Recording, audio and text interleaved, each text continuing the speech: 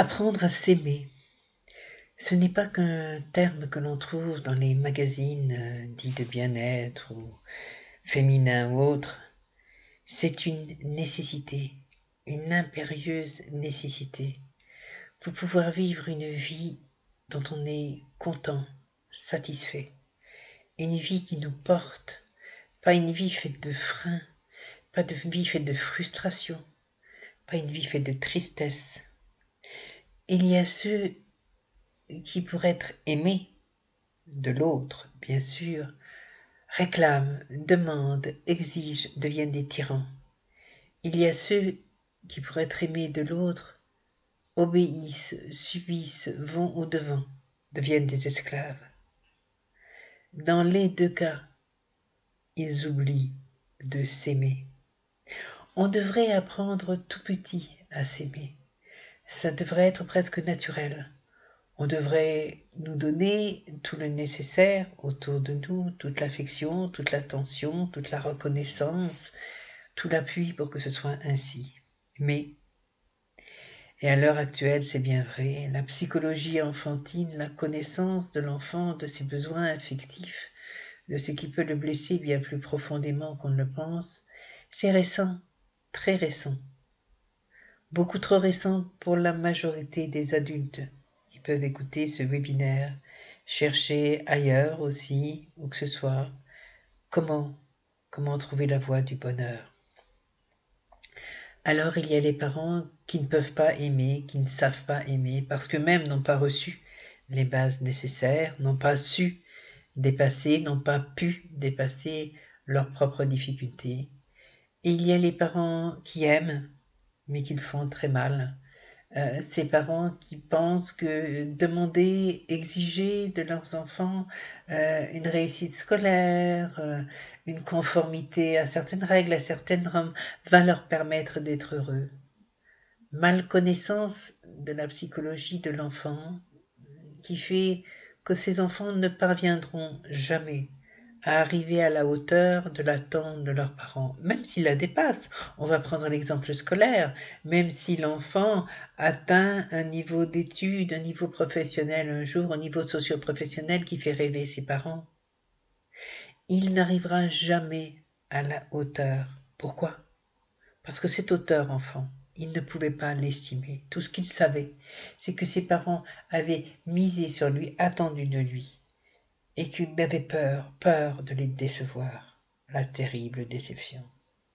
Donc, quelles que soient les causes, mais on retrouve en consultation, comme je le fais, des adultes qui ne se voient qu'à travers le regard de l'autre, qui se jugent à travers le regard de l'autre, qui ne s'estiment qu'à travers le regard de l'autre, beaucoup plus, toujours, que l'on ne pourrait le penser de premier abord. Qu'est-ce qui fait que vous vous sentez mal? Qu'est-ce qui fait que vous vous sentez nul? Qu'est-ce qui fait que vous vous sentez incapable? Votre attitude, votre erreur, votre incapacité à échanger, à dialoguer, à répondre à l'autre. Mais qu'y a-t-il dans ce regard de l'autre? Il y a ses propres failles, ses propres difficultés, ses propres manques, ses propres frustrations, ses propres attentes. L'autre ne vous voit qu'à travers son prisme. En aucun cas, il ne peut vous voir comme vous êtes. Pour le faire, il faut faire tout un travail sur soi, que l'on devrait faire. Si ça pouvait s'enseigner, on devrait le faire tout petit, tout doucement. Apprendre à se regarder, à s'analyser, à s'interroger, pour apprendre à être heureux, encore une fois. Alors, s'abstraire, s'abstenir, se passer du regard de l'autre. À chaque fois que l'on se sent mal vis-à-vis de cet autre, on a l'impression qu'il nous juge, qu'il ne nous comprend pas, et toutes ces choses, stop, se demander pourquoi moi je ressens ça, pourquoi moi j'interprète ça. Oui, mais c'est son attitude, c'est ceci.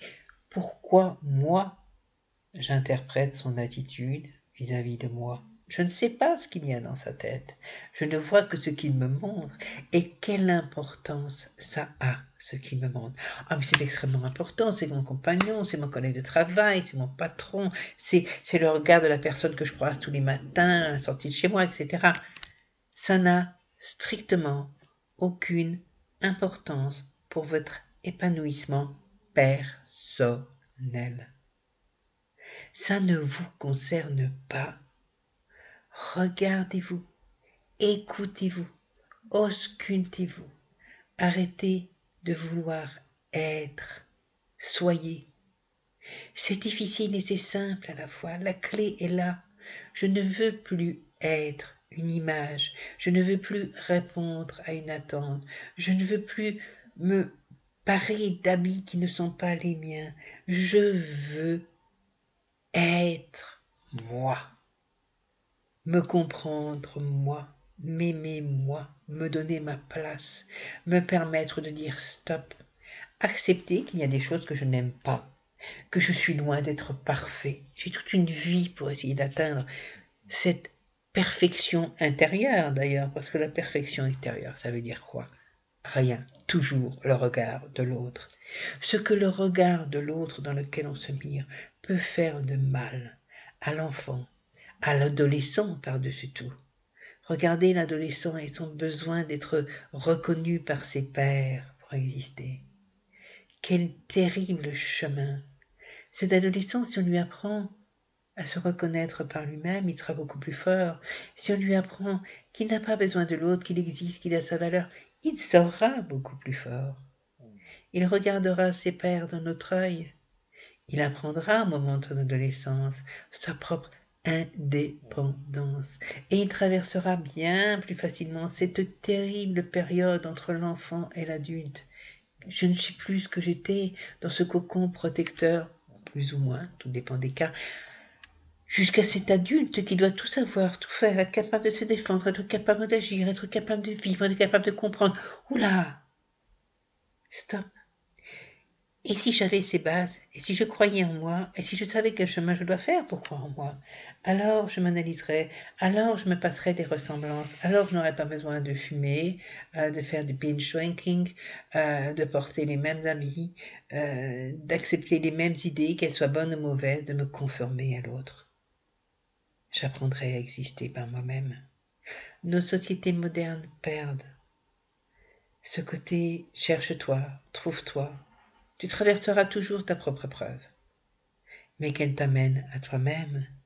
Ce que font les sociétés primitives, comme on les appelle, par ces exercices d'initiation où le jeune est confronté à lui-même, sans aller jusqu'à cette rudesse et cette violence dont heureusement nous n'avons plus besoin parce que nous avons d'autres moyens. Aidons-le à être lui-même. Et puisque nous n'avons pas pu le devenir à l'adolescence, alors reprenons ce travail avec notre force d'adulte, notre capacité d'adulte, et apprenons à être nous-mêmes. Ayons le courage de trouver le chemin de nous-mêmes enfants. Osons aller regarder avec un œil adulte nos propres parents, pas l'œil de l'enfant qui peut tempêter, qui peut être en colère, mais qui ne pourra jamais juger parce que ça serait détruire ce lien dont il pense avoir tant besoin. Mais l'adulte, lui, doit voir en face de lui des adultes, avec, on le disait, leurs difficultés, leurs impossibles, leurs problématiques. Il doit aller chercher pourquoi ils ont eu ce rapport à lui qui, empreint de bienveillance ou de malveillance, lui a créé ces difficultés. Qu'est-ce qui, dans leur propre histoire, a amené ça? C'est en faisant cette analyse froide, c'est le cerveau qui se met en route, analyse d'adulte dans une situation adulte pour comprendre une problématique d'un autre adulte qui leur permettra de sortir de la souffrance de l'enfant, bien cachée, cette souffrance qu'il ne peut pas exprimer puisqu'il court toujours derrière ce regard bienveillant, toujours totalement du parent. Et là, l'adulte n'aura plus besoin de ce regard bienveillant du parent. Il aura lui-même un regard, peut-être même bienveillant, envers ses parents. Et il pourra enfin s'accepter tel qu'il est, ne pas se juger, ne pas se battre parce qu'il n'est pas, ah là là, mon Dieu, je suis. En consultation, j'entends tant ça. Mes consultantes qui s'en veulent, qui n'y arrivent pas, qui ne parviennent pas, qui font un pas en avant, qui font un pas en arrière, consultantes ou consultants d'ailleurs, même si les femmes sont en majorité, je reconnais, parce que ce n'est pas d'elles qu'elles tiennent compte, ce n'est pas d'eux qu'elles tiennent compte. Le consultant s'oublie, on ne doit pas s'oublier. On doit apprendre à se donner la première place, la place centrale, la place plus importante de notre univers familier, de notre univers social, voire de notre univers professionnel. Quel que soit le travail que l'on fasse, on le fait par soi, pour soi. Et ceux qui nous entourent sont d'autres nous-mêmes, qui pour leurs propres raisons font ce travail-là, par choix ou pas par choix, par besoin ou par devoir. Mais ce qui peut sembler très égoïste, c'est leur problème. Il faut apprendre à être égoïste pour s'aimer. Il faut passer les choses au tamis de soi-même pour les voir d'une manière plus limpide. Apprendre à s'aimer pour apprendre à aimer. Pour ne plus être exigeant envers l'autre. Pour ne plus attendre de lui qu'il nous donne ce qui nous manque. Apprendre à s'aimer pour apprendre à se donner. Apprendre à s'aimer pour apprendre à se guérir. Guérir de ses peurs d'enfant. Guérir de cette sensation de ne pas être, de ne pas y arriver. Guérir notre enfant intérieur. C'est le chemin que font faire les gens qui travaillent comme moi. Je qualifie ça plus ou moins de psychodynamique. Ce n'est pas aller chercher à éviter nos comportements problèmes en les adaptant, ce qui est la manière psychocomportementaliste, pour résumer.